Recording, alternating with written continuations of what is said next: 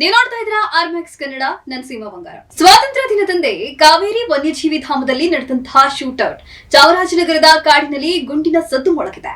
ಅರಣ್ಯ ಸಿಬ್ಬಂದಿ ಹಾಗೂ ಕಳ್ಳಬೇಟೆಗಾರರ ನಡುವೆ ನಡೆದಂತಹ ಗುಂಡಿನ ಚಕಮಕಿಯಲ್ಲಿ ಮೂವರು ಶಂಕಿತ ಕಳ್ಳಬೇಟೆಗಾರರು ಸಾವನ್ನಪ್ಪಿದ್ದು ಓರ್ವ ಪರಾರಿಯಾಗಿದ್ದಾನೆ. ಹಾಲೂರು ತಾಲೂಕಿನ ಕಾವೇರಿ ವನ್ಯಜೀವಿ ಧಾಮದ ಮರಿಯಮಂಗಲ ಬೀಟ್ನಲ್ಲಿ ಶನಿವಾರ ಮುಂಜಾನೆ ಈ ಒಂದು ಘಟನೆ ನಡೆದಿದೆ. ಶಾಗ್ಯ ಗ್ರಾಮದ ಸಮೀಪದಲ್ಲಿ ಇರುವಂತಹ ಮರಿಯಮಂಗಲ ಬೀಟ್ನಲ್ಲಿ ಬೆಳಗಿನ ಜಾವ ನಡೆದಂತಹ ಗುಂಡಿನ ಚಕಮಕಿ ಇದೀಗ ಭಾರಿ ಚರ್ಚೆಗೆ ಕಾರಣವಾಗಿದೆ.